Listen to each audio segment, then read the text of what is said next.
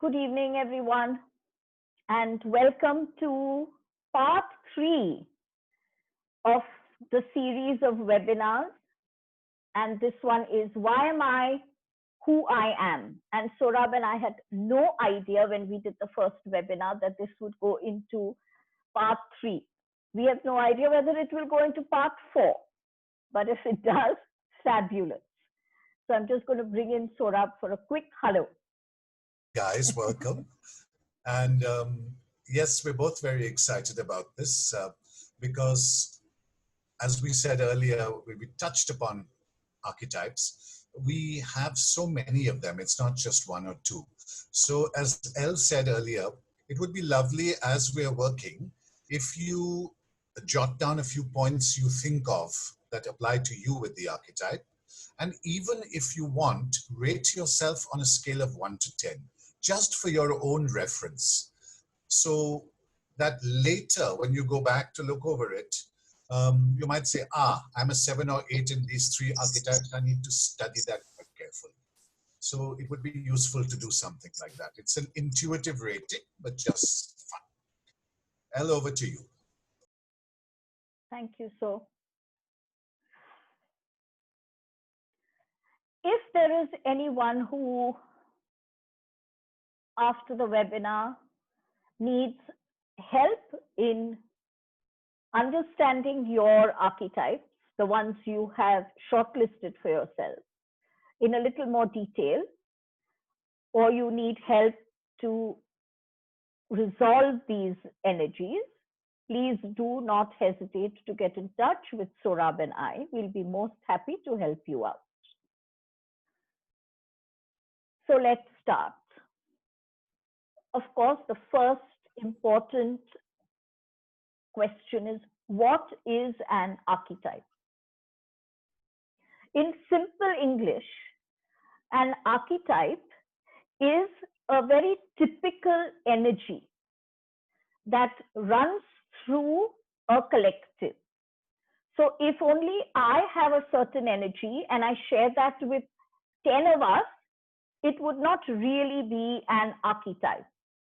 It would be an archetype if all of, let's say, the Hindu community has a typical pattern, or all of India has a typical pattern, or the globe, across the globe, the world has a typical pattern. Carl Jung actually worked a lot with archetypes. And although I am no psychologist and neither is Sohrab, and we have no degree at all in psychology, in my inner child work, I have been inspired a lot by Carl Jung. So I've done a lot of reading on his works and on his writings. And that has really inspired me because Jung, even more than Freud, in fact, not Freud as much, Jung brought out the relationship between spirit and personality. And he understood the relationship between spirit and personality. And even the archetypes, he really based on what he called were inherited patterns of the past. And he says that these inherited patterns lie within the persona. He called it the psyche.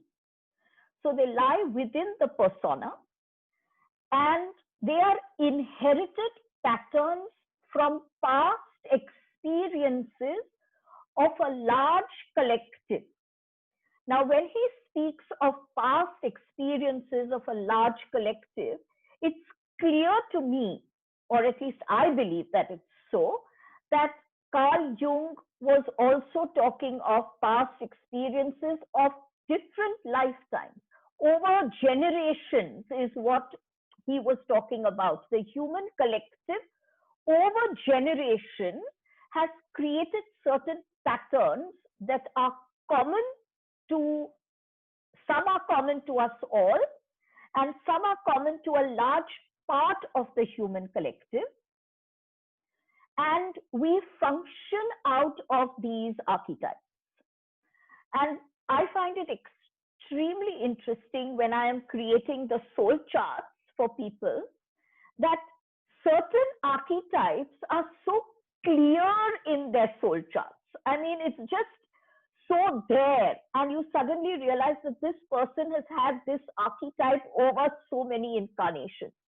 For example, a Leo, either a Leo ascendant, right, or a Leo sun sign, will definitely have the archetype of the monarch and will actually function like that. So when we say an archetype and functioning out of it, it means that at a very, very deep level of our consciousness, we identify with that character.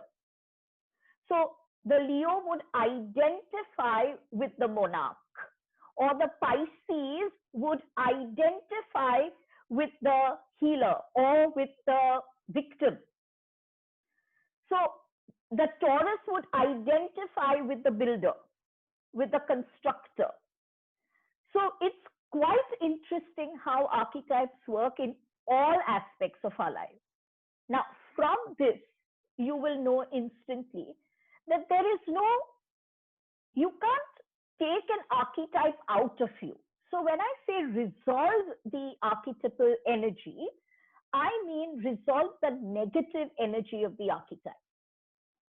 The whole purpose of this webinar, friends, is not only to bring to your awareness the archetypes that function within you, but it's also to shift your focus from the negative energy patterns of the archetype to the positive energy patterns. And so when we talk about archetypes, we are going to talk about both the negative and the shift. So we are going to urge you to understand that this is an archetype within you. Now shift from its negative space to its positive space.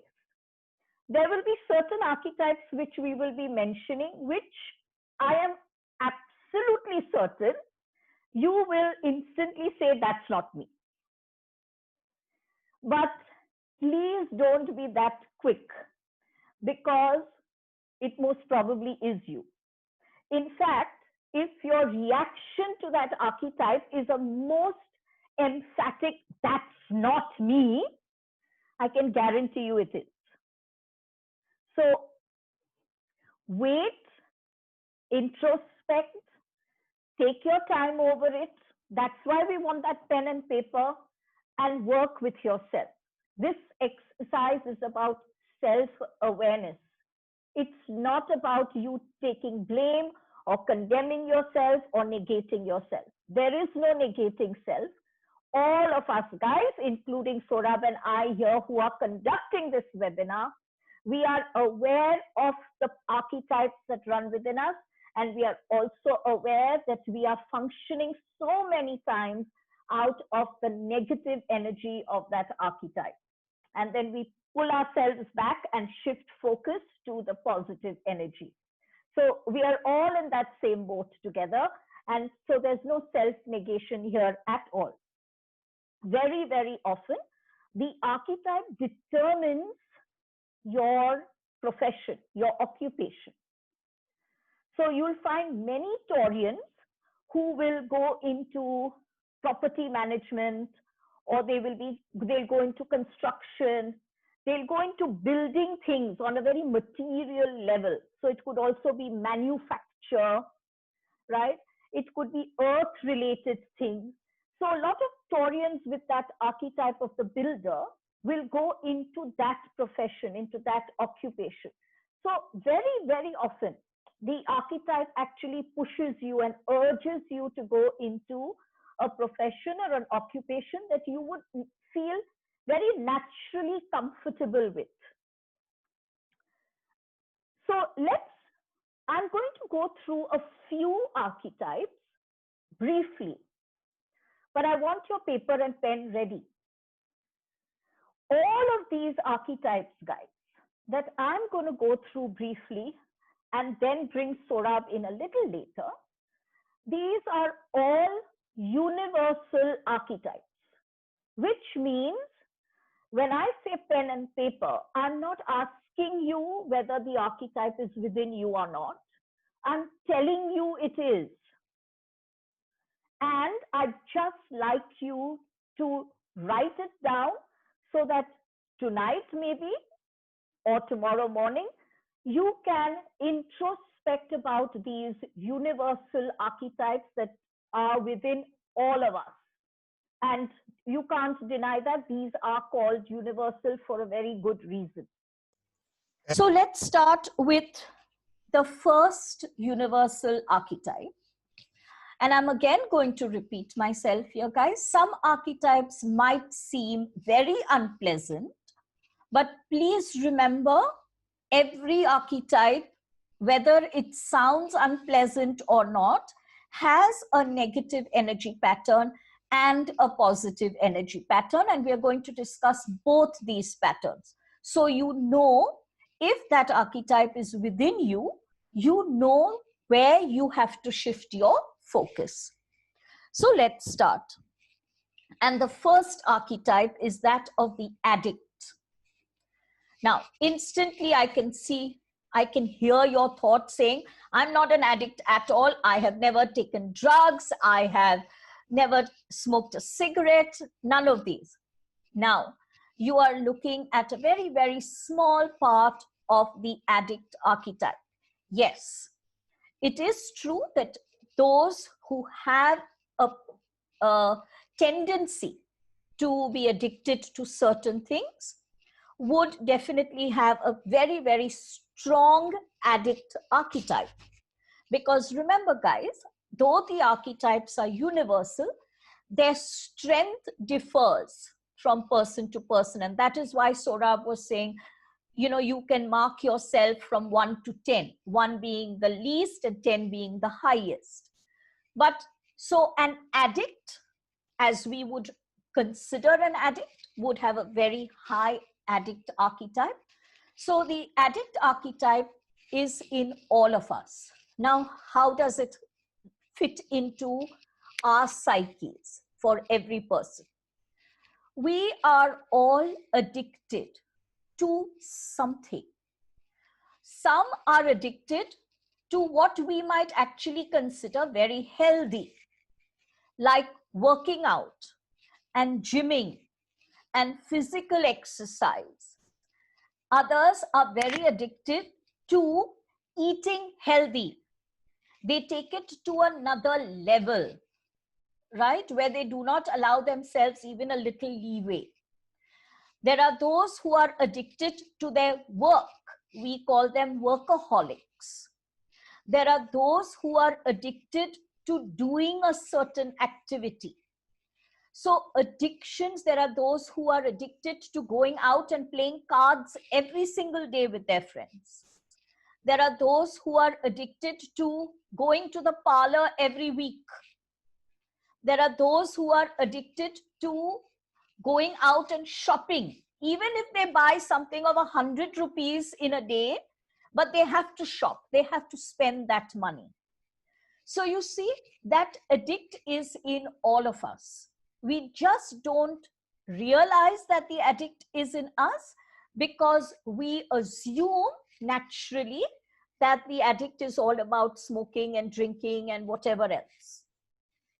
Now, what is the positive shift from a negative addict space? The positive shift is really the addict helps you to keep a sense of discipline. So let's assume, and I'm deliberately taking this, let's assume you have a so-called positive habit of gymming, right? And you might be gymming 2 hours every day. The addict will help you to understand that you don't need to gym for 2 hours every day. An hour 3 times a week is also a healthy pattern. So you don't have to sacrifice other aspects of your life because you have to do that 2 hours come hell or high water.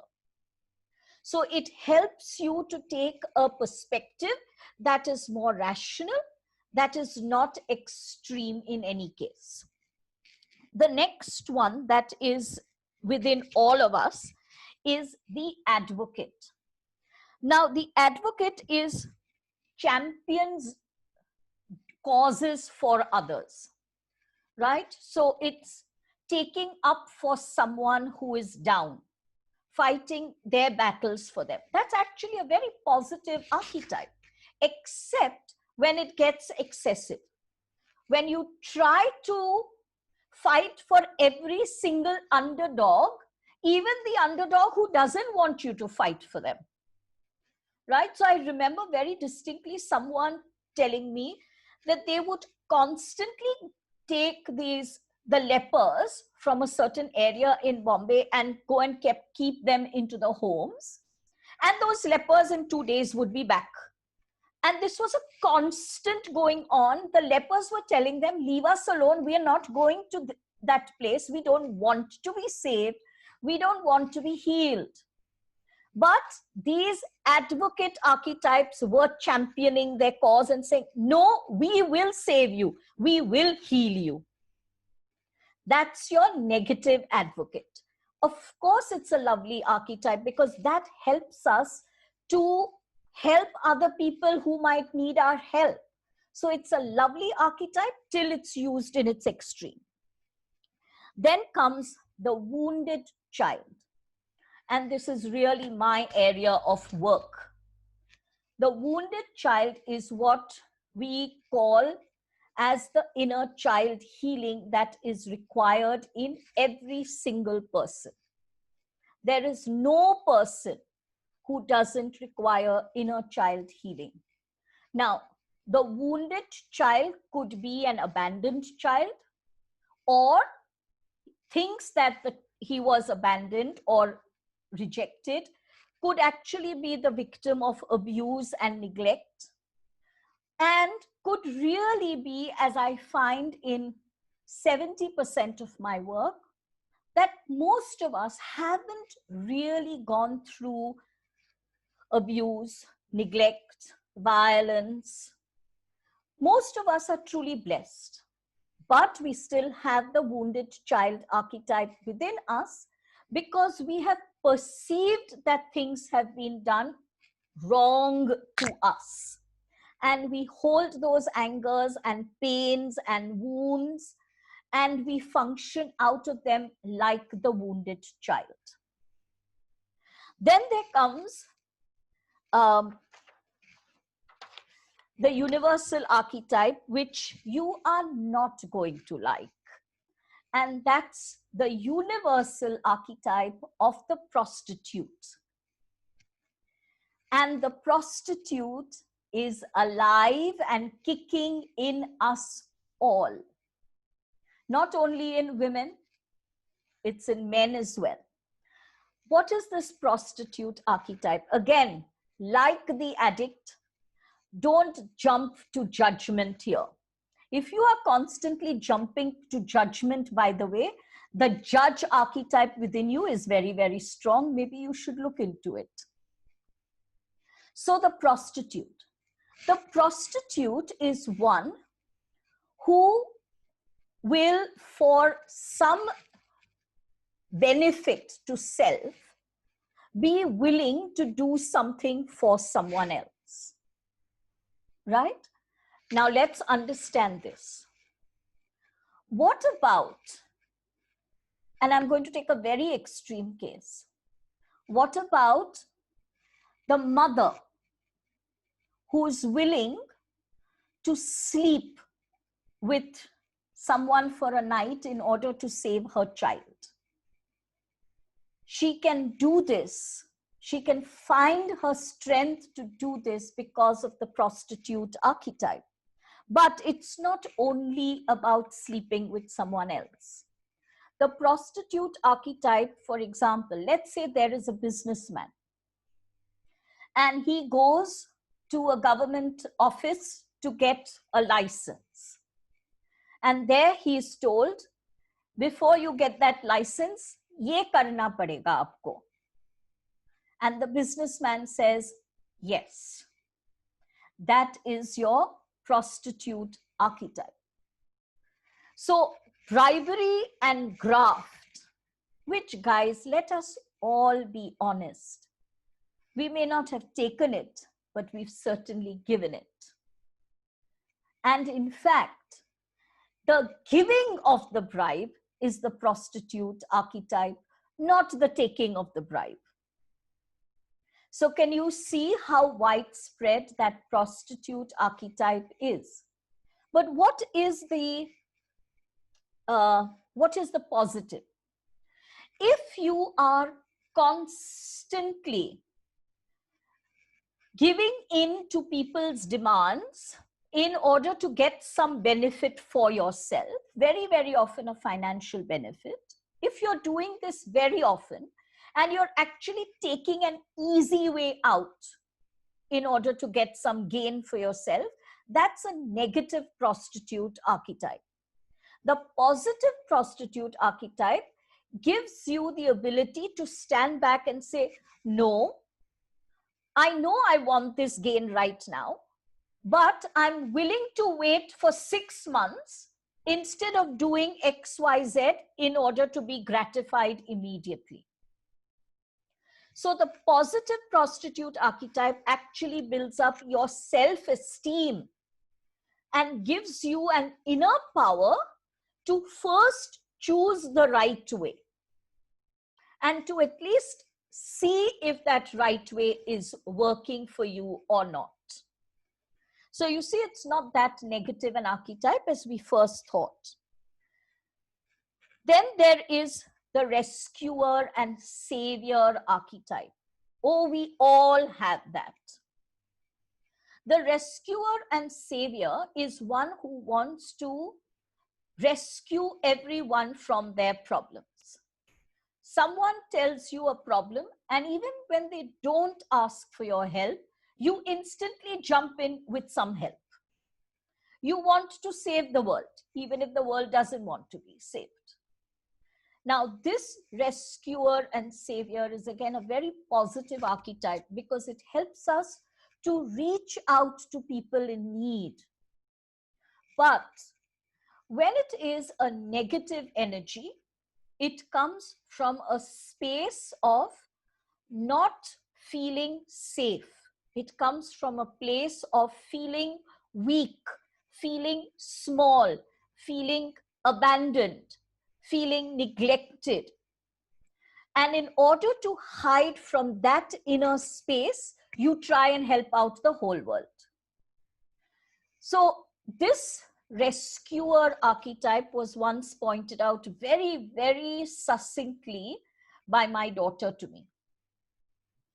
And she just turned around once when she was talking to me and said, Mom, when I'm talking to you about my problems, I'm not necessarily asking for your help.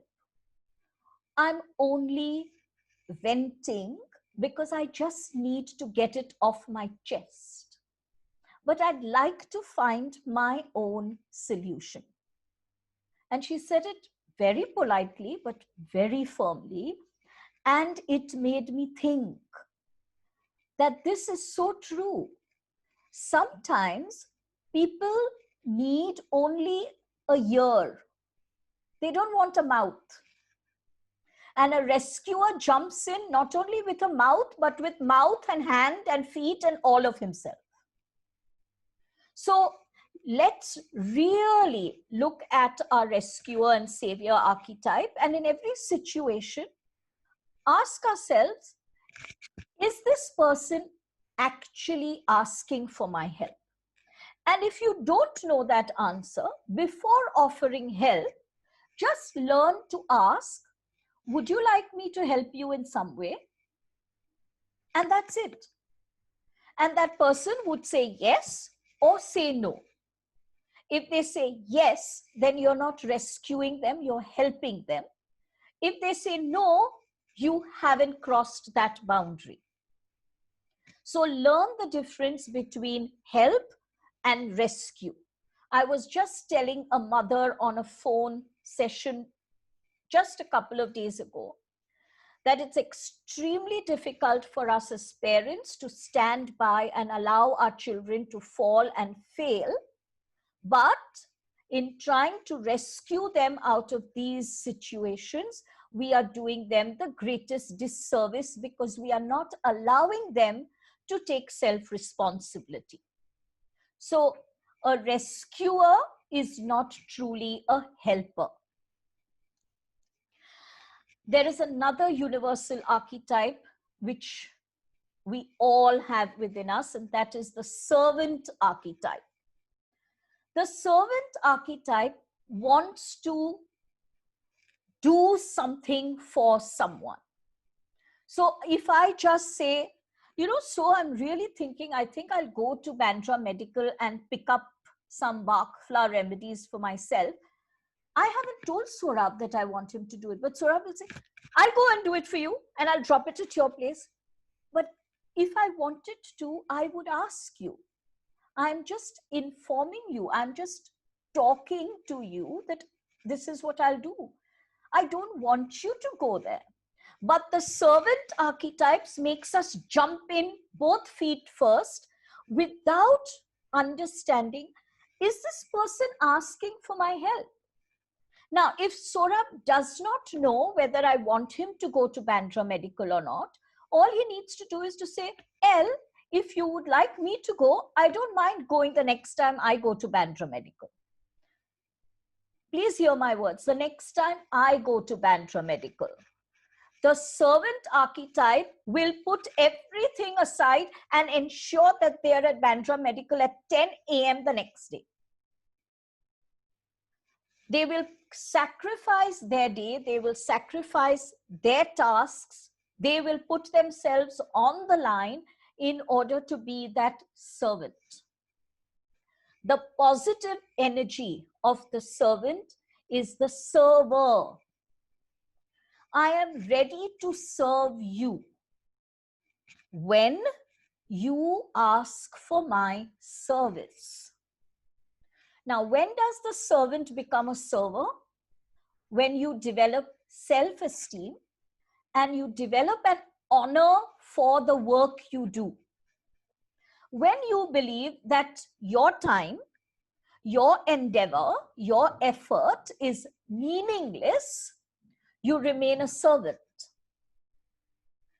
When you believe that your time, your endeavor, your effort is significant, is valid, you will be the server. You're ready to give your service, but not at the expense of yourself. So please remember, guys, the servant is evident in all of us. So take care with that. And I'm going to end this one before we bring Sohrab in with the godmother and godfather. A short while ago, I was telling a very, very dear friend of mine that, you know, sometimes I feel I don't want to channel JadeFire anymore, because in the last 3 or 4 months, every time he's channeled through me, he's told us about some unpleasant event which odiously happens, like literally 2 or 3 days after the channeling, what he has said will take place. And it's making me very, very upset. And I genuinely feel I want to stop channeling JadeFire. And she really helped me out here and said, from what place are you coming? Right? JadeFire is telling us through you about an event that is to come, so that we can all be forewarned, so that we can help, like energy workers that we are, to do what we need to do. And where are you coming from? Which ego space are you coming from that you are now saying, I don't want to channel JadeFire? And I thought about it, and I realized I was coming from the godmother archetype. Like the godmother, I wanted JadeFire to give me a wand which I could wave And hey presto, everyone's life is fine and happy and no one has any problems. And JadeFire was not giving me any wand. In fact, he was telling me now there will be fires, now there will be water energy problems, now there will da-da-da-da-da-da-da. He was not giving me any wand to make people's lives happy and enriched. And my godmother was getting very, very agitated. So when my friend pointed this out to me, I really looked at this godmother archetype and I realized this archetype has been present with me over my lifetime. And I've always wanted in my subconscious some magic wand which I could wave, which would make all my friends, all my family, the whole world a very happy place. But that's not my responsibility. My responsibility is to be there to help those to change their lives when they ask for it. So you see how the rescuer and the godmother are one, are weaving themselves into me as the two archetypes that I would function out of.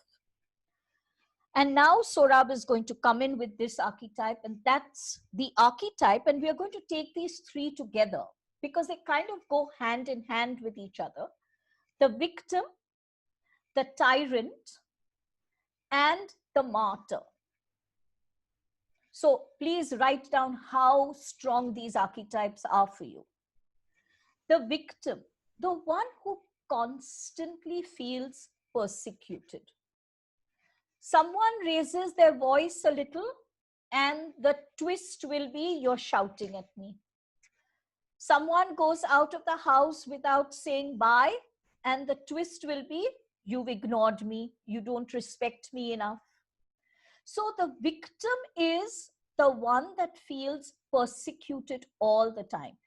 Everyone's actions and words somehow are twisted in such a way to make you feel small, to make you feel persecuted, to make yourself feel victimized. Now you will say, there can't possibly be a positive focus of the victim. Actually, there is a very positive focus of the victim. It helps us to look at ourselves and be honest about the fact, how many times do we genuinely victimize others? How many times do we really put them down? How often do we do this? Why do we do this? These answers are very important and they all come from the positive victim. Now, where there is a victim, there has to be someone who is victimizing, and that is your tyrant. So the tyrant has a cruel streak in him, will like to hurt, will know exactly what to say and do in order to hurt someone. Now, very, very, very often, the tyrant is an abused child, a neglected child, definitely a very, very wounded child. So the wounded child archetype will be very strong along with the tyrant archetype. The tyrant only wants love. But the tyrant believes no one is anyway going to give me love. So before they can hurt me, I'm going to hurt them. So the victim archetype is always looking for the tyrant archetype. And the tyrant archetype is always looking for the victim archetype. Now, this is what happens in the relationship counseling that takes place here. In many, many situations, of course, in some it's the other way around, but in many situations, the wife is the victim and will always talk of the husband as the tyrant. When I meet this tyrant, I don't see the tyrant as a husband. Instantly it tells me, because the tyrant is a universal archetype, The archetype in the husband is getting strong and activated in order to please the victim archetype in the wife.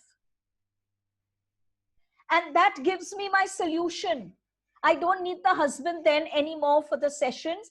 I have to work with the wife to change her victim archetype to a positive one. So when you stop being the victim and saying, please victimize me, please persecute me, the husband doesn't need to activate the tyrant. If the tyrant archetype in the husband is very, very strong in any case, when this victim shifts focus to positive, very often the woman finds the strength to walk away because she refuses to be victimized anymore. Then, of course, there is the other family dynamic, and that is the martyr. So you have a victim, you have a tyrant, and you have a third archetype that is almost always there in a family dynamic. So look for that in your own family dynamics, and that's the martyr. Very often the victim and the martyr are residing cheek by jowl as strongly in one person. So the person is a victim as well as a martyr. In fact, that person will become the martyr in order to feel victimized. So let me give you an example. So I'm at the stove, it's hot, and I'm cooking all day, and everything has to be done by me, and everyone has different tastes that they want fulfilled.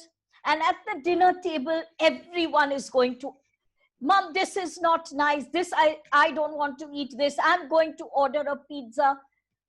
See, no one respects the fact that I do all this work. And this is my position in this house, L. So you can see the victim and the martyr, they're talking out of the same mouth. So let's bring Sohrab in to explain the victim and tyrant and martyr a little better to us. Thank you, Elle. When we were planning this workshop, we decided we would work on certain archetypes, and I would give examples. But I'm going to actually jump in here with one I hadn't thought about, because it so illustrates what Elle was saying earlier about how the victim needs the tyrant and the tyrant needs the victim, and the victim creates the tyrant. And this doesn't speak very well for me, but many years ago, many years ago, a complete newcomer came in for a session. And within 2 minutes, I knew she was an extreme victim. This hopeless, helpless little young girl with little children, and husband behaves this way, mother-in-law behaves this way, and I don't know what to do, and I'm helpless and I can't move. And I gave her a very balanced channel session, not a word of which she heard. And at the end of it, after I finished and I was talking to her, I had this uncontrollable urge. No, thankfully, I did control it. But I had an urge to get up and shake her. And I said to myself, what are you doing? What are you thinking, Sohrab? You are the therapist here. But it was almost overwhelming. I wanted to get up and shake this woman and say, wake up. And I had said to her, ma'am, you really need counseling and therapy. You have been given some information to work on. I'm going to recommend someone. Please go and see her. And after a session or two, then you are welcome to come back to me, because I need that follow-up. And you know, she turned to me and said, you're abandoning me as well? Extreme victim. And when I questioned myself afterwards, I realized in 1 hour, her energies had affected me, a stranger, so much that I wanted to play the tyrant to her victim. I can imagine what she has created in her husband over years. So it doesn't reflect very well on me, and thank God I didn't do anything, but this is, I just want to show you how a victim energy can create a tyrant, completely energetically. Now, to describe what Elle said earlier, which is victim, tyrant, and martyr, I want to speak of someone who had a 30+ year marriage of extreme abuse. I'm talking abuse, broken bones. I'm talking 2 rounds in the hospital with broken teeth, which had to be reconstructed. I'm talking being forced to watch her husband have a sexual act with another woman just to punish her. So you can see extreme victim, extreme tyrant. And all the way along, now we're talking 35, 37 years into the marriage. The lady must have been in her 70s, I would imagine by now. She had a very, very supportive brother who apparently used to say, just leave him, come and stay with me, I will take care of you. She now had grown-up kids who were married who had said the same thing to her. But what was her line? I must stay to save his soul.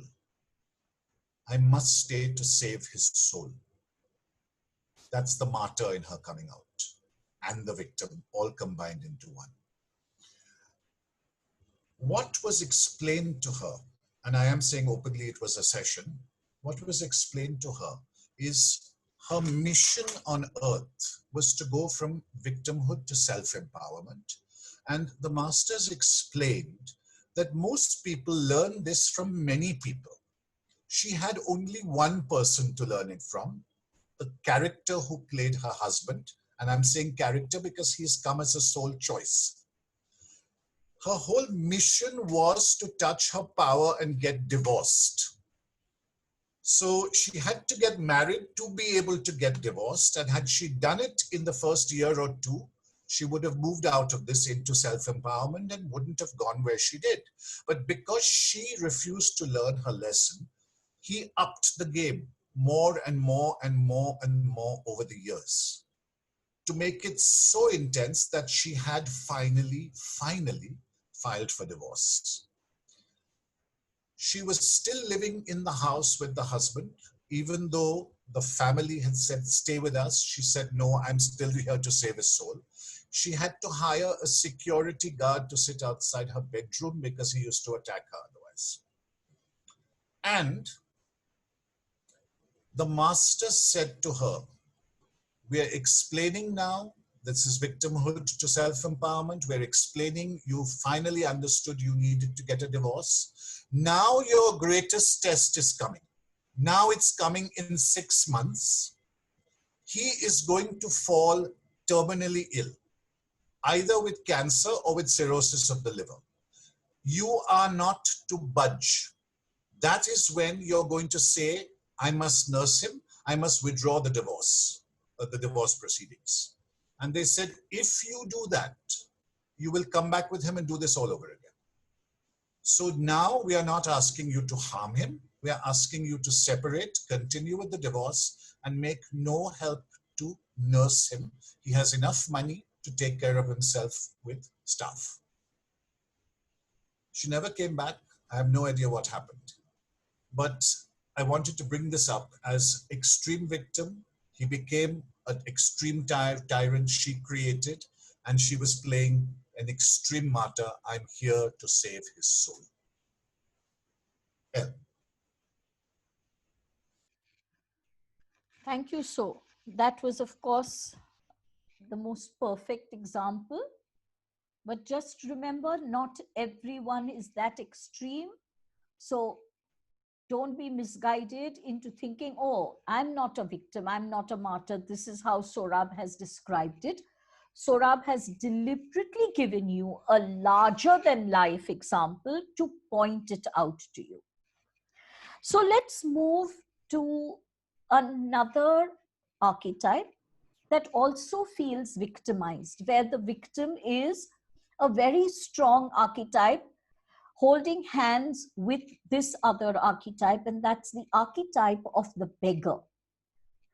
Whereas the victim is a universal archetype, the beggar is not as universal, but is definitely widespread. It's not an archetype that only a very few would have within them. Let's talk of the beggar archetype. The beggar archetype is one who constantly feels poor and therefore constantly resonates with the poor. Now that might seem very noble and very, very good that, you know, you resonate with the poor, you're compassionate with the poor. What happens here is you resonate, or the beggar resonates with the poor from a completely unhealthy, imbalanced space. So instead of looking at their own situation and seeing if you can really help the poor person in this way, is it possible? Or in fact, are you negating yourself? Are you sacrificing something else? All of these are some things that the beggar will do very easily. Anything can be sacrificed if the beggar sees someone else in need, especially if that someone else talks to them in a very helpless manner.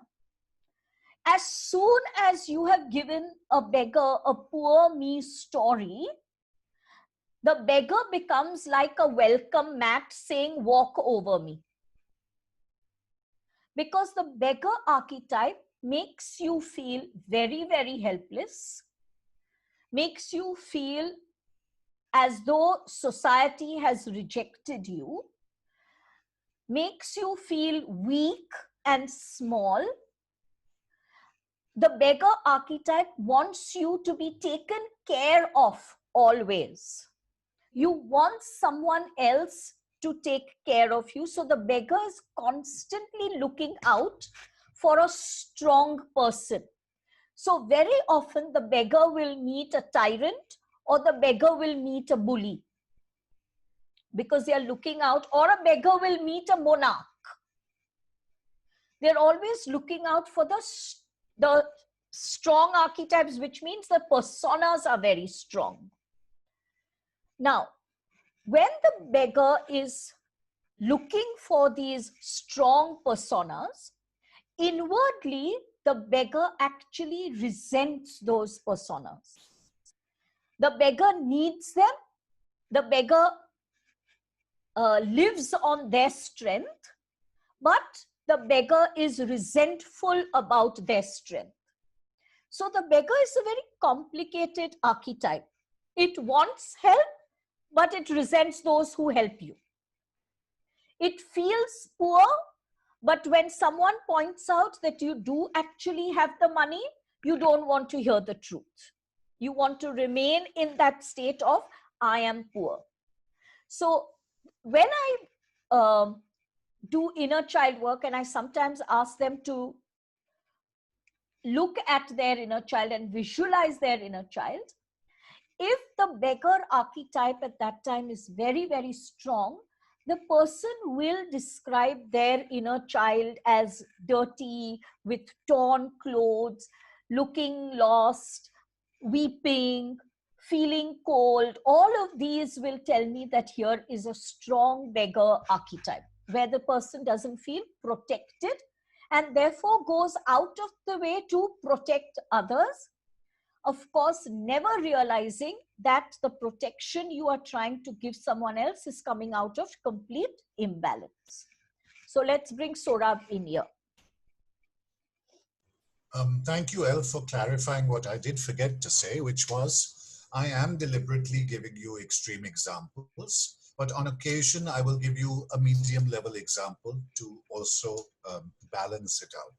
So to take the beggar further, the quintessential beggar is the woman who waits on her husband hand and foot. Now, of course, in balance, that's lovely. It's loving, but in imbalance, it's the beggar archetype. And I don't know if any of you have seen The Marvelous Mrs. Maisel on TV. Many of you have. Now, she is in fact a woman who's breaking the archetype. archetype. But it's a wonderful statement on the women of the 50s in America.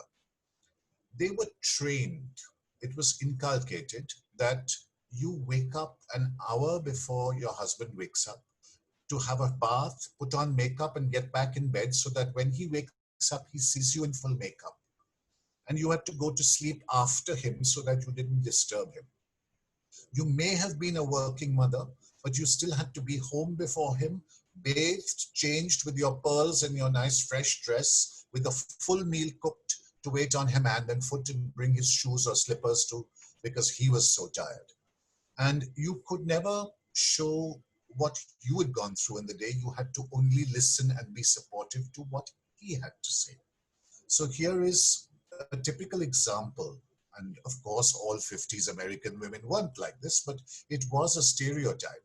And in this case, most of them had monarch husbands, and they were the beggar archetypes. Of course, this also applies to India very much in the now, in certain cases. But I want to give you now a rather extreme version again of the beggar to help you see it. I had been working, again, examples I'm giving are many years ago, working with a lady who had a major issue in lack. Lack is, again, beggar.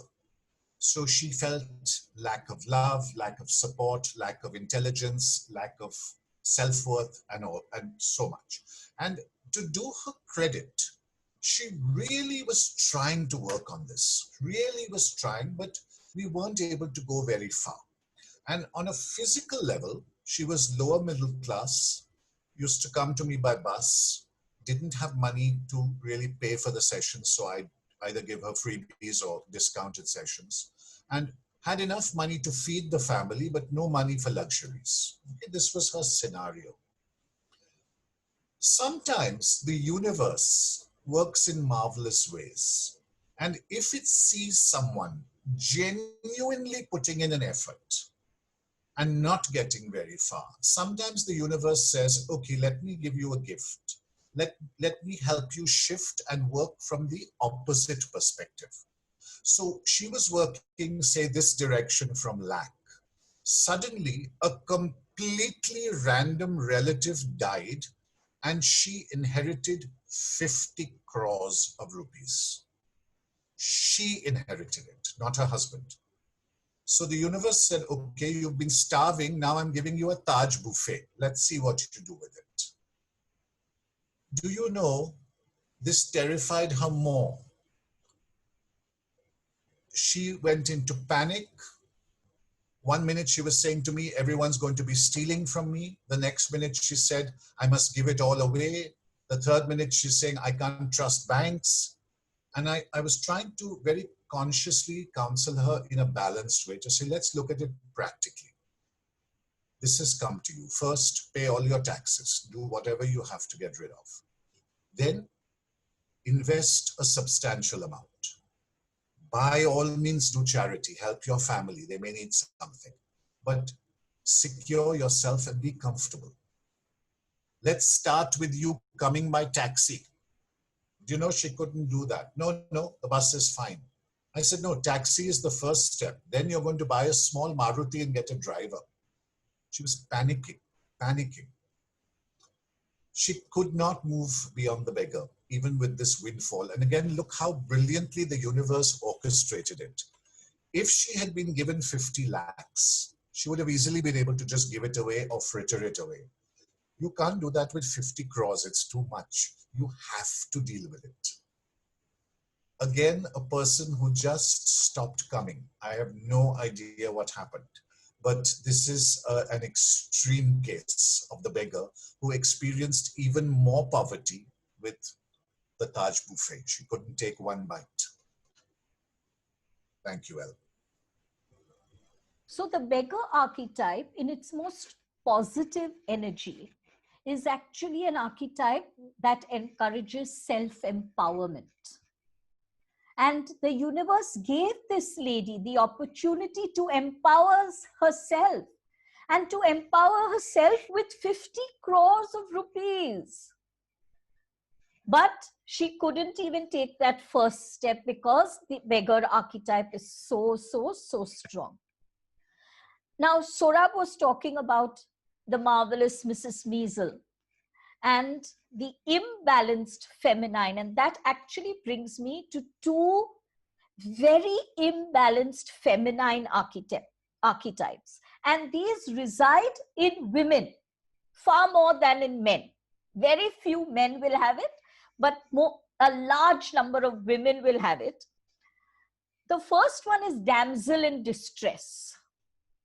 So anytime this woman, damsel in distress, meets a man who, for some reason, she believes is strong or rich or powerful or has a social status of some kind, or just looks strong, the woman will fall into damsel in distress mode, where, oh, I am so helpless. Oh, could you please open this bottle for me? God, I don't know how strong you are. I couldn't open that bottle at all. How do you manage so many push-ups? You're amazing. Look at those amazing muscles. And it's all about pleasing the guy and flattering the guy. They won't do it to women. They will not do it to strong women. In fact, to a damsel in distress, strong women are very threatening. They look for the guy and they will do anything to ensure that they keep that guy in their clutches. And I'm using that word even though it sounds harsh, because the damsel in distress is a manipulator. They manipulate. They're not helpless at all. They're actually very capable. But the masks come of, I am so helpless. As soon as the man is out of the door, all the bottles in the kitchen can be opened very easily by the damsel in distress.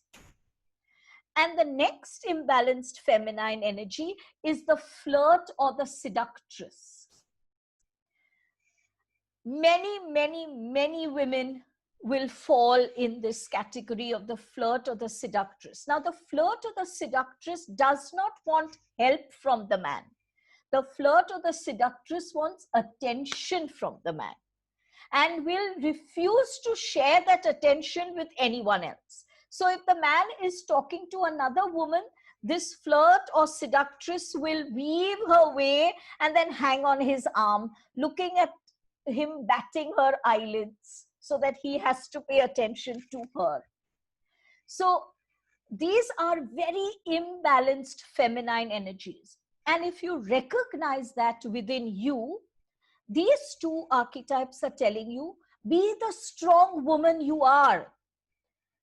Don't manipulate the world around you in order to get attention, in order to get what you think is help. If you need help, go out and get it in an honest, strong manner. Don't manipulate. So again, these two are very empowering archetypes. Another archetype that should be a positive archetype, but is often an archetype that really bothers women. And again, it's the a woman's archetype is the mother. Of course, in its most positive focus point, the mother's energy is the nurturer, the caregiver.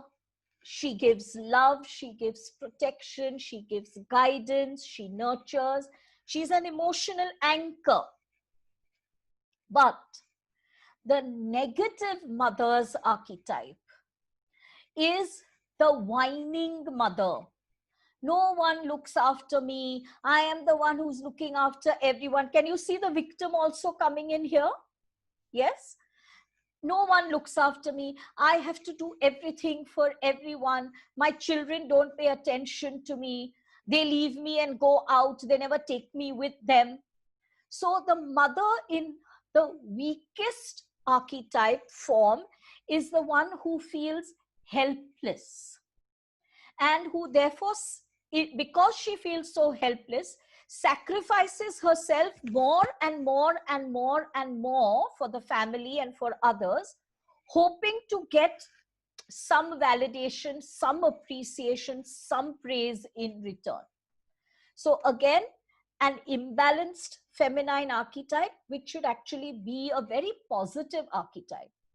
Another way the negative mother's archetype works is where it makes women feel, I am an imperfect mother. Because this perfect mother archetype is an ideal. It does not exist. There is no perfect mother. As mothers, there is all of us here present here, all 145 of us present here, we all know how we've messed up. If we are honest with ourselves, we can look at ourselves and say, I've messed up with my kids in this way, this way, this way, this way. My mother messed up with me in this way, this way, this way, this way. And this is going to be an ongoing process, because with that imperfect mother, we learn some things about ourselves. We learn very, very good lessons about our mothers, and we learn about our children. So if you have that need to be the perfect mother, please understand that you have to work on this archetype. It's working out of you in a very negative space. And then you have the father archetype. So the father archetype, first of all, let me explain this very clearly. The mother archetype and father archetype don't always have to be in the man or the woman, right? You can have a man with a very strong mother archetype, and you can have a woman with a very strong father archetype.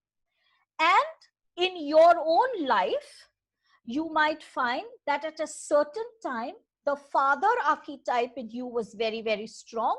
And at another point in time, the mother archetype in you is very, very strong. And I've seen that happen in my own case, where at one point, the father archetype was very strong, and now the mother archetype is very strong. So the father archetype is the provider, the one who takes the decisions of the household, the one who is like the mainstay of the household. He is not the nurturer. He is the one who brings in the food and the money and the opportunities of flourishing for the family. And he is the one who makes the decisions, so-called. All the decisions come from the father. It's a lovely positive archetype, because in its positive focus, the father is one who is the strength of the family. He's there to hold the family together in times of need. But in its negative focus, the father archetype is my way or the highway. It's my money, so you better spend it the way I want you to spend it. And you know, when Sohrab was talking about women who come from so much lack, even though they are so rich, and I've seen this repeatedly, when I tell them, but you come from such a rich family, why do you feel this lack? And they will turn around and say, but that's not my money, it's my husband's money. So there is this whole divide between the beggar and the monarch, where the beggar cannot say, this is my money, this is the monarch's money. And the monarch is giving me, like charity, whatever I need to do from it. So all of these are archetypes that push you into self-empowerment, that push you into nurturing yourself and then nurturing others. Yes, Sohrab. Elle, wouldn't you say the mother and the father are also universal archetypes? All of us have it? Absolutely universal, Sohrab. We are all, mother and father are universal. In all of us. In all. So as Elle has explained, and I need to reiterate, these are can be incredibly beautiful and positive archetypes. But since we're discussing the so-called negatives to see the difference, the imbalanced mother is basically the one who has given so much focus, for example, to her children, that when they grow up and get married or move away or go to college, she is bereft and feels her life is over, her life is empty, there is nothing more to live for. And that is a very, very dangerous statement, which a lot of women internalize and sometimes say, I have nothing left to live for now. And I'm thinking with amusement of a friend of mine who is married and lives in the US. And his mother calls him almost every day, has to talk to him. And it's not a genuine, it has to talk to him. And very often he's caught up in work and can't answer, and she gets all upset. And, you know, there are times where she's even asked him, have you brushed your teeth this morning? And he, you know, at that time was a 40-year-old man with 3 kids. And he used to get so upset that he stopped taking her calls now. And of course, that's furthering the issue. But this is a quintessential imbalanced mother archetype. But I want to speak about a slightly different perspective of the balanced archetype. And it's someone I know, someone both Ella and I know, who is in many ways mother to planet Earth. And I think she's a lovely example because she is single and doesn't have physical children, but truly she sees herself as a keeper of Earth, and in many ways she is. She lives in a remote place. She works with plants. She actually experiments nonstop with natural fertilizers. She leads teams of people into the villages to teach farmers how to work with natural pesticides and fertilizers to increase their crops. She hands-on, and she is so incredibly dedicated to planet Earth that I would see her as a mother archetype in this case, where plants, animals, and nature are her children. Now, technically, this could be an imbalanced example, though I don't believe this one is, where she could be doing that to deny the lack of love she feels in her life or something like that. But I know this lady, and she comes from such a genuine space within her that I would say this is a beautiful, unusual mother archetype. I think Elle has already explained this. It doesn't need an example, but the father archetype in imbalanced is that quintessential dominant father or grandfather who has to control the family finances and control the kids. And again, I think we all know of cases where kids are grown up, married, working in the business, but the grandpa has to give them an allowance, has to control the finances, has to tell them where they can live, does not always let them leave the family, and says you have to live in the joint family under one roof, under my command. So that is the imbalanced father archetype. But I want to very briefly look at the mother and the father for a second from a spiritual perspective. Nothing to do with words now. And this was explained in one of my meetings where they said, when a child is born, of course, the umbilical cord is cut, but there is an energy cord that exists between the mother's navel and the child's navel for as long as one or the other is alive on earth. And that could be looked at like a singular line. Now, of course, if the relationship goes bad, then that gets like a twisted rope, but it's still a direct connection between the child and the mother.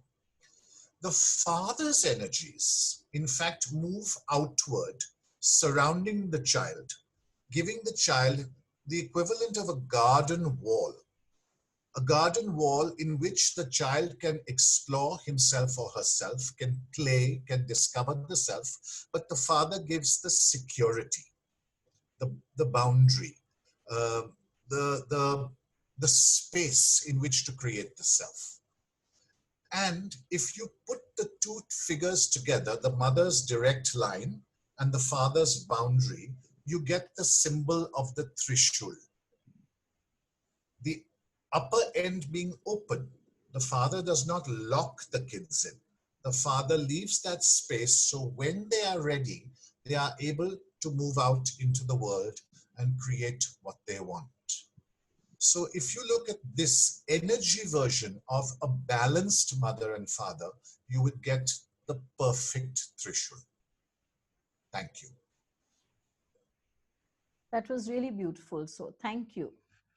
So before we move on, I'd like to take these two questions. I think they're important. Karuna has asked, please share the positive shift in the case of the wounded child archetype. I'm sorry, Karuna, if I didn't do it at that time. And the shift is, the positive shift is one towards healing.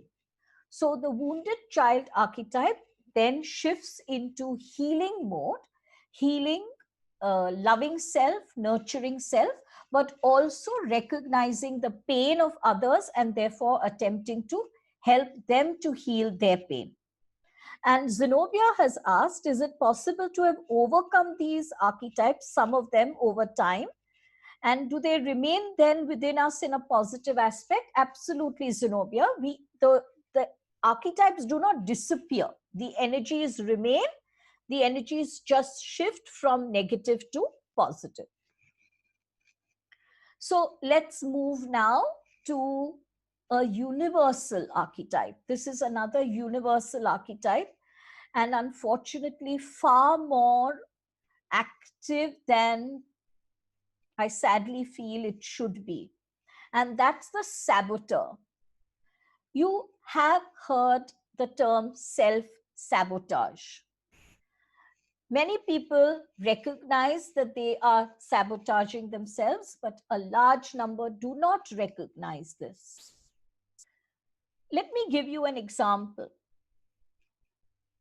Let us say the young lady who is very desirous of getting married and having a good relationship, but somehow constantly ends up with a guy who's either already married or is not available or is scared of commitment and therefore backs out at the last minute. Let's take another example. A young man who is desirous of getting on in business and career in his occupation. But what happens is that actually all that happens is that the promotions go to someone else. Whenever anyone has to give him an appraisal report, there will always be 2 or 3 good points, but there will be that one unassailable weak point or negative point that shall be pointed out. And so success does not come to him. A third example, someone who tries everything under the sun to make some money, right? They will work with different tools pertaining to the law of manifestation. They will do meditation. They will go to healers. They will do chakra balancing. They will use affirmations. Nothing works. When you find that you have strong patterns like these, which are just not shifting, you must recognize the workings of the inner saboteur. Now, you will say, but why would I want to sabotage myself? It doesn't make sense. We all want to be happy. We want to be successful. We want to be healthy. We want to be loved. But then why do we sabotage that? Because we are very scared that we are not going to be successful at it. The young lady is very, very scared that actually she will be a failure at romantic relationships that are long-term. The young man is extremely scared that if he were given a position that is higher than the one he's occupying right now, he might not be able to do justice to it. The person who is really looking and doing everything and trying to get money and to be rich is actually very, very scared that if he or she were to be rich, they may not get the help that they are getting now from others. There are many, many fears and insecurities that reside within us. And the saboteur feeds on these fears. To be able to overcome the saboteur, you have to make a very, very deep, long-term discovery into your fears. Sometimes a person sabotages their own health. What are their fears? If I am well, my children who are old enough might all leave me and go away. And so it's better that I stay sick. So the saboteur is a constant within us, but does not act constantly. Sometimes when our fears are very, very, very strong, our insecurities are very, very deep, then the saboteur rises up and goes into this negative energy space. The saboteur actually is a very positive archetype when it's not putting hurdles in your path of success and happiness. And you'll be happy to hear this. The intuition and the gut feeling, that inner voice, is actually the voice of the very positive saboteur. So the inner saboteur will tell you, don't go there. Behind that door lies danger. Just don't open that door. Or the inner saboteur will tell you, don't take this plane. It's going to crash. We have heard, in fact, every time you hear of a plane crash, there will be one or two who will tell you, who will be telling the journalists how they just didn't get onto their plane, they gave the ticket to someone else, or they were not able to reach, or something happened. It is the inner saboteur who is the positive archetype that is at work, giving you the gut feeling or the instinct to say, take care, here lies danger. But that's your positive saboteur. So the saboteur is actually an extremely important archetype. Unless you are using the saboteur's energy to block yourself from success and growth and happiness and relationships and good health, because you're very, very scared of the consequences. And this might seem paradoxical to you, that do people really think this way, Elle? And the answer is not, do people think this way? You and I think this way. And so we must recognize this inner saboteur so we can stop the self-sabotage. Yes, Sohrab. Elle, of course, has stolen all my examples, but no. Just to reiterate before I move further, because I do have something to share. Most of us do this in our lifetimes with our weight, with our health, with our relationships, with money. And a standard line is, it's too good to be true. So as things are getting better, no, it's too good to be true. There's got to be a crash. Boom, sabotage yourself. However, I'm going to add something I hadn't thought of earlier, which I am thinking of now, which is how you can unconsciously self-sabotage. And again, I am reminded of many years ago, a lady came asking a newcomer, saying, I have only one question. Why can't I get pregnant? I have been checked. My husband has been checked. We've been married several years. Everything is fine. Why can't I get pregnant? And a most unusual answer came up in the session. The master explained to her that she was sabotaging it because she hadn't touched an aspect she needed to look at. She had had a repeated past life history of being a child abuser. And her husband, this husband, had had a repeated past life history of being an abused child. in fact, in a certain lifetime, he had been her abused child. So they had actually come together to recognize this, get pregnant. They were meant to have a child. Her tendency would come up again. It would, because it's a past life pattern, but with awareness and work, she was to work on it to change it. And her husband was to be there to help defend the child when this tendency came up in her, to learn self-empowerment. And she was told outright, you have to go home and share this with your husband.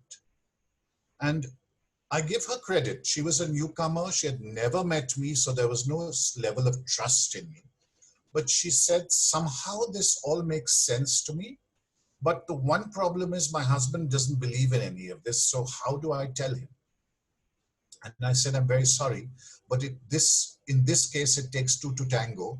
You've got to find a way to share it with him, and he's got to have a level of acceptance before you get pregnant.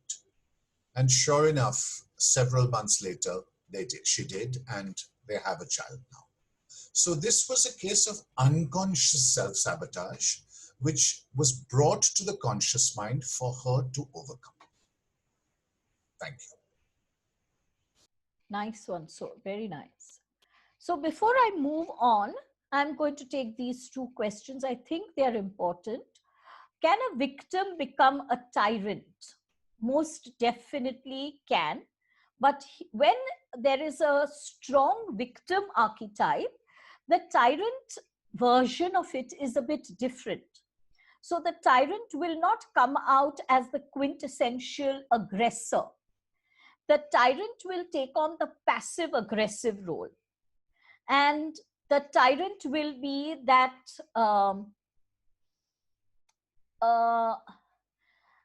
the disabled husband who is a victim because he's disabled.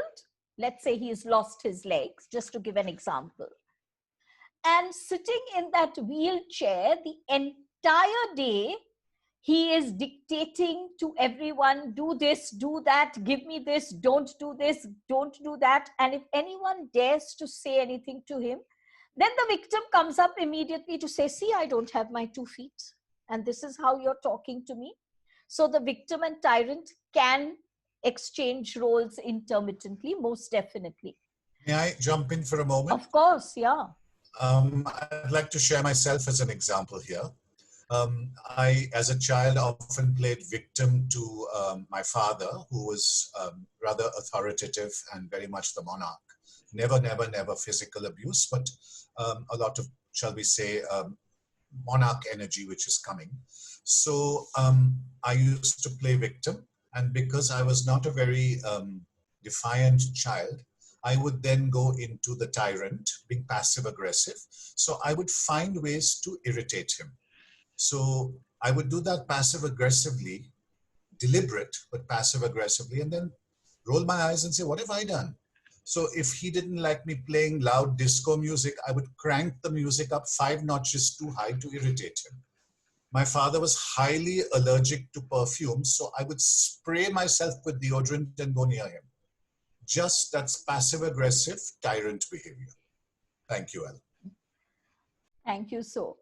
And yes, Wahida, you're absolutely right. These archetypes connect very well with the Bach flower remedies. In fact, when I recognize these archetypes, then my first line of action is always to recommend the Bach flower remedies that will help.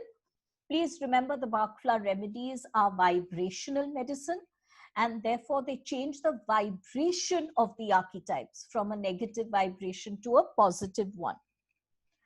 And we come next to an archetype that was very, very, very, very strong in me when I was a school-going girl, and also I think through college and as a young adult. And that is the archetype of the bully. Remember, I said the victim will look for the bully or a tyrant or a monarch.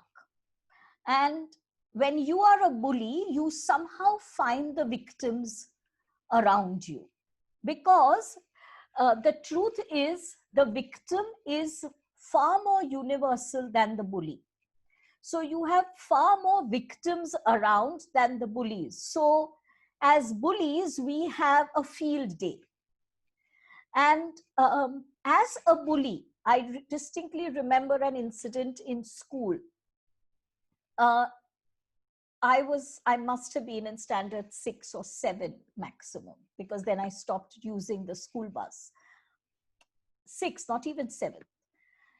And another girl dared to sit in my place in the bus, as though my name had been engraved there. So of course you can understand how the bully acted. And she was not a victim.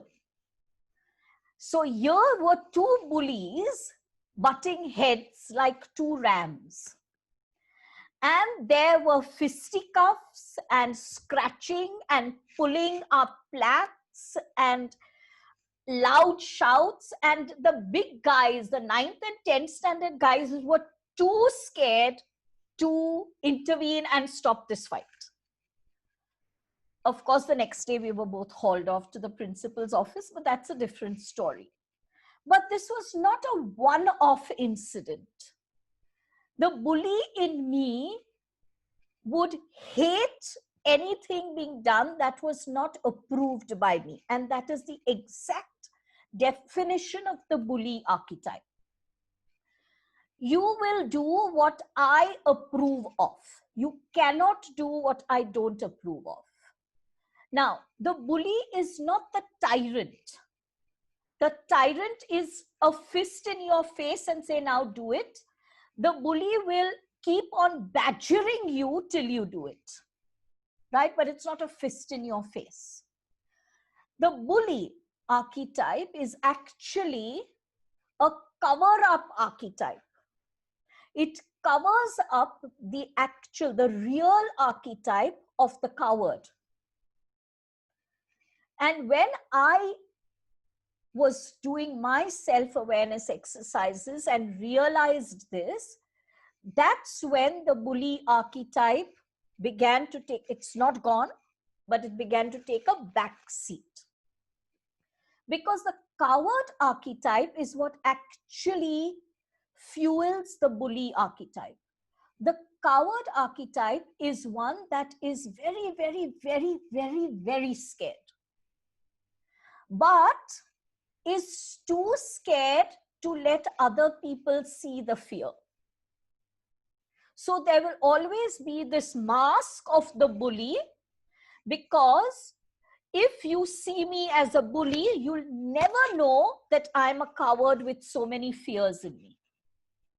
So the bully does not have to work on aggression.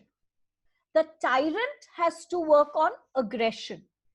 The bully has to work on fears and insecurities. And once that bully archetype is worked upon, it moves into its positive focus, which is a beautiful focus.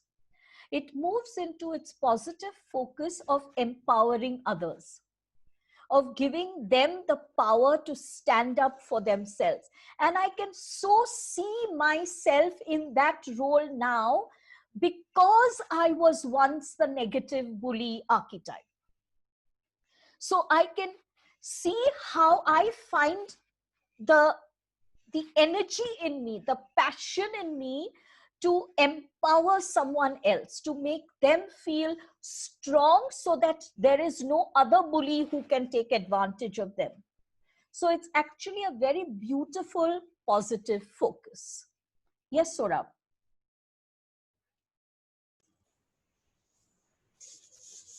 I have a friend whose husband is the quintessential bully. He's actually passed over now, but what he used to do was lay down rules for her. She was also a working woman, and he had rules. You have to be home by 6 o'clock. Now, sometimes her work would delay her, in which case he would hit the roof and lock her in the bedroom. That was his big thing, locking her in the bedroom. If she ever went to a party and was seen by him talking to another man, he would come home and just attack her, not physical, but emotionally. How dare you flirt with other men? And she was just talking to them. An extreme case of this was he and she were going to her sister's wedding, and they had a fight at home, and he locked her into the bedroom and went to the sister's wedding alone, leaving the actual sister locked in the bedroom. So you can see here, this is a bully, but it's also blurring with the tyrant here. Not quite gone there, but it's bully. Now, the interesting part is, I used to observe her occasionally at work. And at home, she was the victim. Often she would get very strident with her staff. Very controlling, very strident. Not always, but often. So she was now going into the tyrant at work. And yet being the victim at home. And even more interestingly enough, he passed away very suddenly. And one would have thought from what she had said to me in the past, she would be actually relieved. She was bereft because there was no one now to bully her. There was no one to tell her what to do. And from her perception, she saw that as he loves me so much, that's why he's doing all this to me. So obviously she needs a lot of work and honestly hasn't chosen it yet. But this is a good example where the bully and the victim and the tyrant and the coward all mix up together. Thank you. And that is so true. Sometimes the line between the bully and the tyrant is very, very faint. And because remember, guys, archetypes, all these archetypes live within all of us, right? So in that sense, in a larger frame, all archetypes are universal. So when Sohrab and I are using the word universal archetypes, what we mean by them is these are the patterns of energy that are strong in everyone. But on a real basis, all archetypes are universal, which means the potential of all these energies live within us. Remember what Carl Jung said. These are patterns that have collected over so many generations and have imprinted themselves on the human collective. And you and I are part of that human collective, right? So even though one archetype may never show up for us, given a strong enough trigger, the most soft-spoken, the meekest, the timidest person could turn into a tyrant, right? So keep that in mind. Now let's come to the manipulator. And those of us who are parents here, we need to hear this very, very, very carefully. The manipulator starts at a very young age. In fact, starts as a baby. Let me give you an example. The baby cries and the mother rushes to the baby and either gives that baby a bottle or her nipple or something to play with. The baby is being gratified immediately. The baby grows into a toddler. As soon as the toddler shouts or screams in disapproval, everything is dropped and whatever the toddler wants is given to him. The mother may have said or the father may have said no 10 times, but as soon as the toddler throws this tantrum, it's given into, and whatever the toddler wants is done. What is this child learning at a very, very young age? I have the power, I have the ability to manipulate those around me. So sometimes the manipulator will use tears. Excuse me. Sometimes the manipulator will use anger and shouting. Sometimes the manipulator will use a very deliberate disguise of a victim. where it's not the victim archetype that is active. It's the manipulator archetype that is active. So we have to be so careful when we are studying ourselves or passing opinion on others. Please don't pass opinion on others unless they come to you for a session, which means they're giving you the permission to pass an opinion, right? Otherwise, don't do that, please, because you may be quite wrong. Now, this manipulator grows up and begins to manipulate the world around him.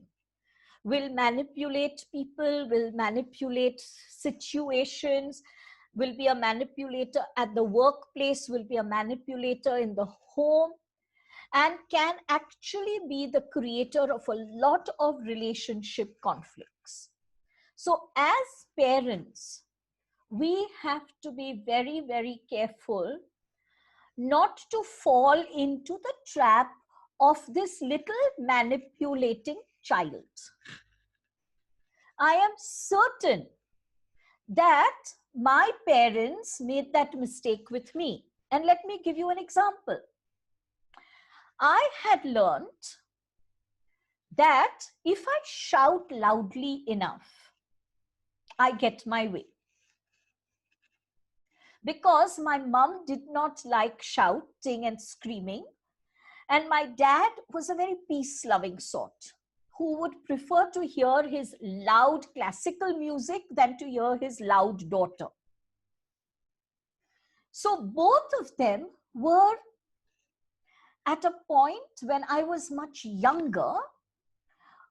I don't remember this, but I'm sure they did, because otherwise, how did I grow up knowing that I could manipulate by shouting? It's only because the parental permission was given. So when I was much younger, I know my mom would tell me that I would throw these temper tantrums. And I'm sure they gave in, which made me believe as a child, aha, if I want my way, I must shout. Of course, what happened is as I became a teenager, both mom and dad moved out of that game. And then this teenager could shout and scream, but dad would have his headphones with classical music and mom would do her own thing. And the shouts were not bothered with. So the manipulator then turned to the victim archetype and said, poor me, my parents don't care. And tried to manipulate them through victim, which it didn't work. But the manipulation had been set as a pattern till I saw it in me, till I worked on it. So you see, guys, the manipulator begins at a very, very young age. So we all have to look at the manipulator, which is a universal archetype, and make a list of how we manipulate. How do we manipulate? And some people manipulate in very subtle ways. Mine was very obvious, shouting. Some manipulate by being very suave, very cultured, very sophisticated. And you never believe that you're being manipulated. So be careful. There are different ways that the manipulator uses to manipulate. Yeah. Couple of very quick but very interesting ones. Hitler. Now, I'm not talking about his so-called evil deeds. I'm talking about his inspirational speeches. He, in that sense, manipulated through inspiration. And I've heard this repeatedly from many Germans, that when they went to see Hitler, they went with, who's this guy? And they came away with tears streaming down their eyes, ready to follow him to the ends of the earth. And he was able, with the power of his voice and his abilities and his words, to inspire people and help them basically see that black is white. Many, many grand leaders have been able to do this, and they are master manipulators in this case. Coming to a very, very subtle but much lower example, I have a friend who is gay, and his mother knew that he was gay, and she was frankly on her deathbed, and she made him promise her on her deathbed that he would get married. And he begged her not to do this because he was out, but he was gay. And she said, no, I cannot die till you promise me this. I will linger, I will suffer. And he gave her this promise, and she died. And he got married, and obviously the marriage is an extremely unhappy and a very illicit one. And this is, again, an example of a really tragic piece of manipulation, and it's not uncommon in India, unfortunately. Thank you, Ella. Thank you, so. So you might wonder, what is the positive out of this one, the manipulator? It's very, very interesting. The manipulator is one who has amazing powers of manifestation. If I can manipulate the environment negatively, I have the same power to manipulate the environment positively. So let us use our manipulator energies. Manipulation is not a bad word. We've made it into a bad word because it's of this archetypical energy. But to manipulate means to change and shift energies so that they work for you. That is what manipulation means. To change and shift the pattern of the current energies so that they work for you. When you are using switch words, you are manipulating energy. When you are using Archangel Michael's sword, you are manipulating energy. When you are using the Ho'oponopono technique, you are manipulating energy. So you can see how manipulation is wonderful when used in its most positive. So those of us who have recognized the active manipulator of the past, let's give ourselves a pat on the back. We are the present day manifestors. So let's be happy with that. So now we come to the peacemaker. And the one who comes to mind is mum. So you can imagine how me shouting would work on mum, who was the peacemaker. So the peacemaker is actually very typical of the Libra. And mum was Libra. So whenever people were shouting or screaming or there was a loud conflict, mum would want to step in and have peace at all cost. That is when the peacemaker becomes the negative archetype. It's peace at all cost. And sometimes I tell my clients, don't get so scared of conflict. Have it out. Have it out. Let there be conflict. Let there be chaos. Out of that conflict and chaos will come the harmony, will come the answers that you seek. It's don't deliberately create conflict around you all the time. That's not what I mean. But don't be scared of it either. So the peacemaker as a positive archetype is wonderful. It's one who brings calm and harmony and tranquility to surroundings. And the peacemaker is an extremely good arbitrator. So lawyers have a very, very active peacemaker archetype within them.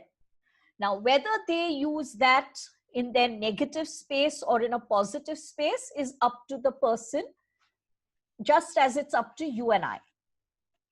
So if you are scared of conflict and run away from it, and you strive for peace at any cost, then you need to work on your Peacemaker archetype and make it the positive archetype that it is, where you are not scared by conflict.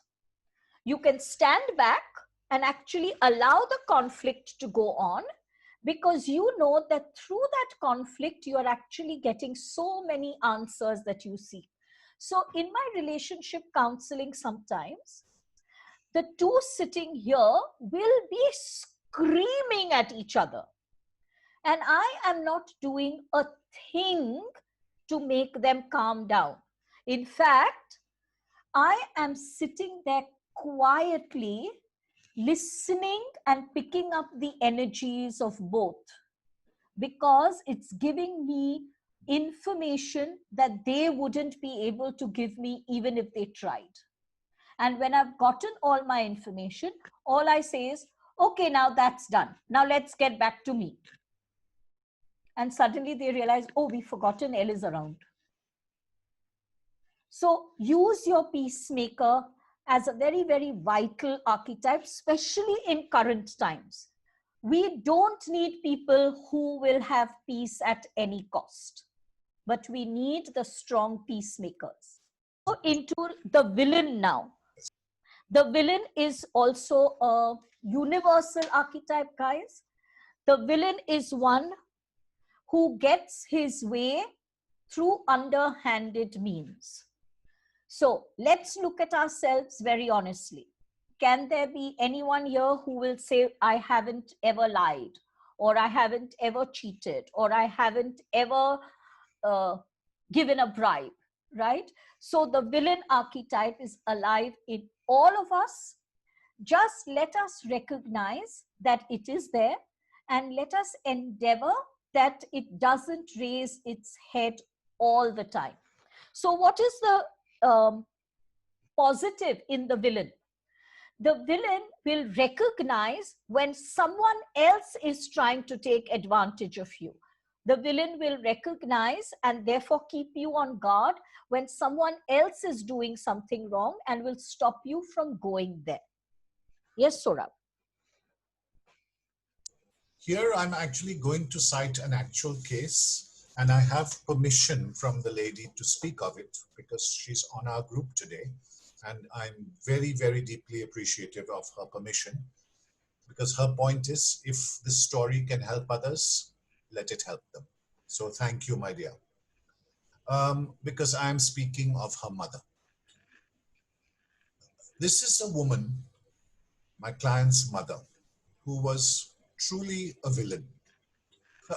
The villain to the core. Normally we see a villain like a mafia don, which by the way is a perfect example of the villain archetype. But I want to describe this lady. Apparently very attractive. The husband was not around. There was her and her daughter. She constantly was entertaining men in her bedroom non-stop through this child's growing up, with a preference for politicians. Would ignore the child, be nasty to the child. If the child had a sickness like children get measles and chickenpox, she would dump the child in the bed and say, I'm not coming near you, I'll get sick.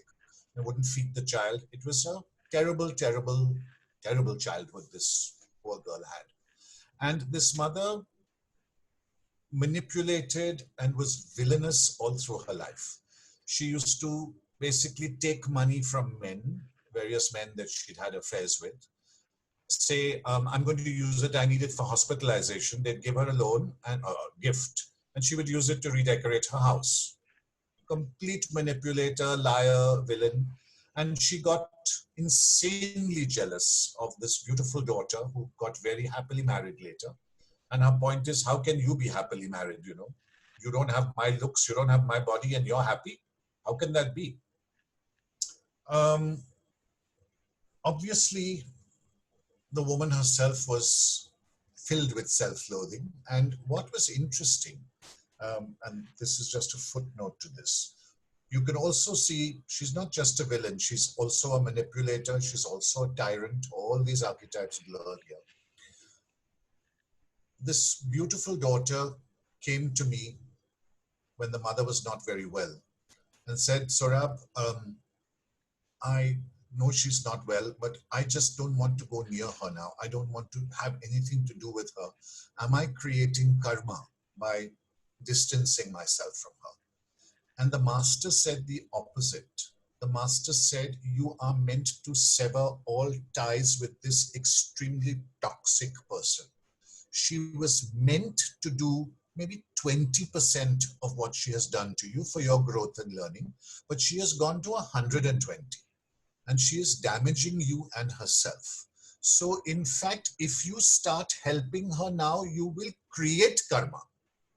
So you are not to do anything to help. Do not harm, but do not, nothing to help. Let her be. And she passed away, I think a day or two after this session. And my dear friend came to me and said, I'm so glad we had this session because I can now release her without feeling any guilt. I'm actually happy she's gone. So this is a very real example of a villain, a manipulator, a tyrant, and there's more to the story, but I'm not going there today. Thank you, my dear, for allowing me to use this very clear example. Yes, so absolutely lovely. The next universal archetype I'd like to bring in here, that works hand in glove with the saboteur, is the inner critic. The inner critic is the archetype that sits there and tells us, you are wrong, you can't do anything right, you are fat, you are thin, you are short, you are tall, you are ugly, you are poor, you will never amount to anything, you don't have it in you, you're absolutely useless, you're worthless. Listen to the words when people talk and you will recognize the inner critic. When there are some people who will say, I'm just so stupid that I did this. I'm constantly doing these silly things. And this is the inner critic talking through their mouth. And the inner critic is a universal archetype. And it stops us. It, in fact, activates the saboteur in us, who then self-sabotages and ensures that we will not get what we want. So remember when I was talking of the saboteur, I was talking of the fears. Where do these fears come from? These fears come from the inner critic. Now, the inner critic learns these words in one of two ways. One way is by listening to the parents, the teachers, the caregivers, all of those who are around us when from birth till we are 6 or 7 years old. The second way the inner critic learns these words is because these words have been spoken again and again and again and again by the inner critic in past lifetimes. And I can so clearly sometimes see the inner critic in the soul charts, where it shows very clearly that this person is constantly in a space of self-loathing or critical or doesn't have any confidence or faith in themselves. That's because the inner critic is so strong and so active. Now you will ask, what is the positive of the inner critic? Oh, it's an extremely positive archetype. But to shift into positive, we have to learn the difference between criticism and critique. If I need to tell Sohrab something, which often I have, in fact, Sohrab always makes fun of me and says, when I want the truth, I come to you. And I don't think he means that in a very complimentary manner. But when I'm telling him that, it doesn't come from a place of criticizing Sohrab. I am pointing out his flaws, but I'm doing it in a space of help and support and love and togetherness. There's compassion, that I recognize flaws in me and I recognize that you also have flaws. So there's no judgment. The criticism comes from a place of judgment and disparagement and putting someone down. And when the inner critic does that to you, you will do that to someone else. When the inner critic tells you, hey, Elle, you are messing up real big time here. Look at what you are doing. Now let's get back to the positive path. Then that same tone of encouragement is what you will use when you are helping someone else. Yes, so.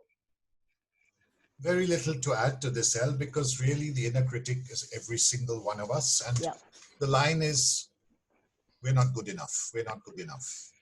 And I think what you said, Elle, is so, so important. The inner critic is constantly urging us to judge ourselves without compassion.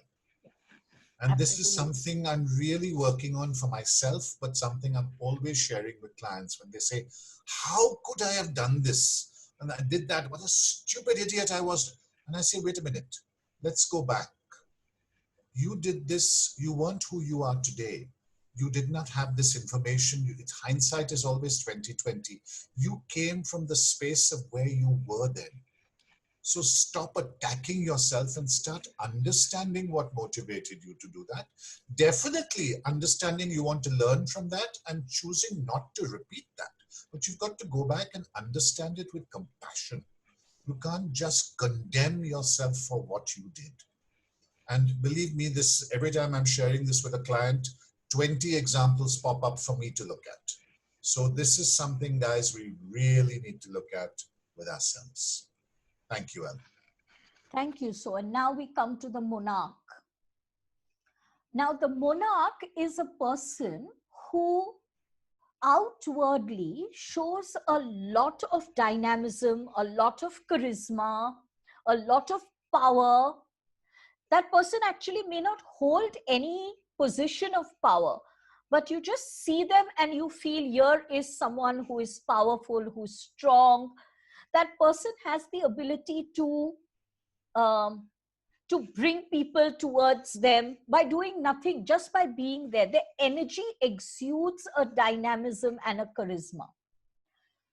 The monarch uses this power because the monarch is always aware that I have this power, right? Depending on the persona of the monarch, and also depending on how wounded the inner child of the monarch is, the monarch will be benevolent or cruel. So the benevolent monarch will be the one who uses the power for the good of all. The cruel is, I am supposedly helping you, but I'm helping you in order to help myself. And so you better do what I'm telling you to, because if you don't, then I can't help myself. So the benevolent monarch looks outward at others without sacrificing self. The cruel monarch looks inward, and it's all about self-absorption and is not really bothered about the outside at all and can quite be an aggressor. Naturally, the positive focus of the monarch is one who shifts from self-centeredness to service to others. And then there can be no other more dynamic leader than the monarch archetype. I mean, the monarch archetypes of this world are the ones who change the world, who shift the world, who take the world to a better place, but who take everyone together with them. So that's a lovely monarch archetype. Yes, Sohrab? In the negative sense, the monarch archetype is my way or the highway. So I'm thinking of someone right now who works for his father, and he's got two brothers. The three of them all work for their father. They're all in their 30s, married with kids. But the father basically runs the show, doesn't give them a salary, gives them, as it were, pocket money, gives them an allowance. They have to ask the father if they want to buy anything for their family or household, whether it's a car or even whether they want to buy a watch. And he's also the kind of person who will be benevolent, but on his terms. So he certainly will say, take the family on a group family holiday, on a very expensive holiday once a year, and pay for it all and feel wonderful about it. But if they thwart him, he will then withhold that and say, then you can't come on this holiday. So it's close to the tyrant, but it's not a tyrant. That's it, El. Thank you. Thank you, so. Oh, sorry, one more thing. Yes. I wanted to give a beautiful example of the perfectly most beautiful balanced monarch. Our very own Jesus Christ, JadeFire, in his form as Lord Sananda, leader of the Ashtar command. Absolutely. There can be no better example of the monarch. That is certainly his energy. And his focus then is command, leadership, focus, taking the group forward, understanding the needs of all, making decisions for them, but working from an inner space of complete love, balance, and harmony. So you can all, those of you who have your soul charts, if you have your monad ray 1, you have a very active monarch within you. If you have a monad ray 2, you have a very active servant stroke server within you. And if you have a monad ray 3, then you have an extremely active teacher, philosopher archetype within you. So work with those archetypes. Those are your most essential. Your core archetype is monad ray 1, 2, or 3. So look at that and work with that. And to round this off, we come to the last one. And I've deliberately kept this for last. The so-called myth of the good child. So when I did my Zoom session a while earlier, which was there is no bad child, one of the first things I said was there is no good child. There is nothing like a good child, that perfect good child. In fact, and I'm repeating this here again, if you know of a child who is perfect in every way, will not talk without being spoken to, minds his P's and Q's, and sits and stands exactly as he's told to, and does all his homework on time, and is that perfect student at home and at school, and is perfectly polite to everyone, and shares everything of his with all and sundry, you, my dear friends, have a big problem on your hands. Because the good child is doing everything in its power to please you, to please the parents, to please the teachers, to please the environment. Why? Because the good child is a very, very needy child.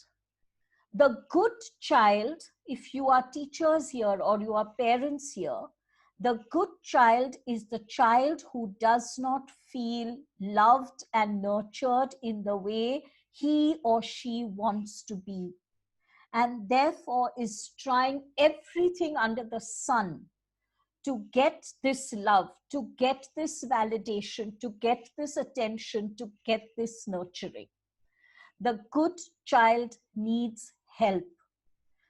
Deep under the need for love, there is this deep need for love, but under that need for love is a deep, deep anger, which will always be passive aggressive, because the good child cannot give himself or herself the permission to express anger in an aggressive manner.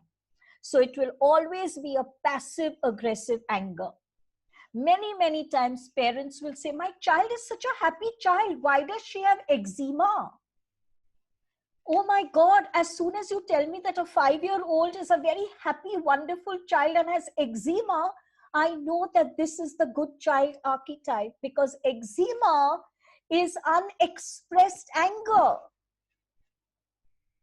So There is nothing like a good child, and let us as adults stop reiterating this archetype to our children by saying, be a good child. Don't tell them to be a good child. It is the child's right to be a little naughty, to be mischievous, to be the imp. So let's never use these terms, be a good child. They're giving absolutely wrong messages to the good child archetype within. Then this child grows up and is what we so harshly call the people pleaser, and will do everything under the sun, sacrifice himself and or herself in order to please others, in order to look good. I very meanly,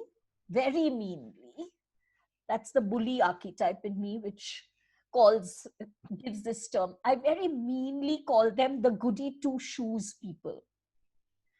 So they want everyone to know how good they are, because that good child need is still very active in them. So guys, make your archetypes your friends. They are not making you a bad person.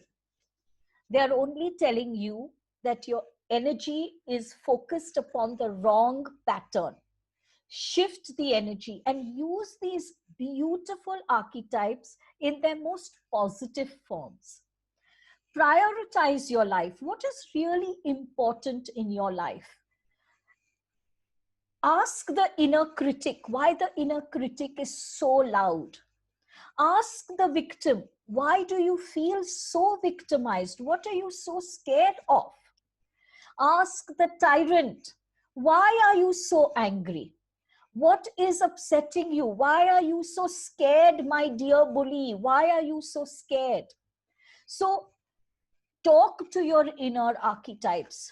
What I suggest, what I've done myself, and it's been a long process, guys, but I have sat with every single archetype of mine whenever I'm aware of them. I actually sit with them.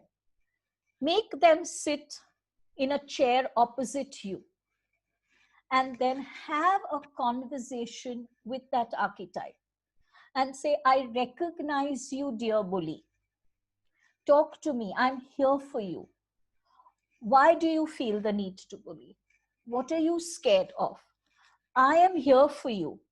Tell me. Let's work on the fears together. I'll support you. Work on one archetype at a time, and then move to another, and then another, and then another. But every time you work on an archetype, work with self-honor. It's wonderful that you recognized your archetype, because now you can shift your focus to the positive. You can shift your focus from darkness to light. Thank you very, very much. Remember, Sohrab and I are always here for you. So reach out. Reach out. We are here to help. We are here to serve. Thank you all. Thank you very much. Lots of love.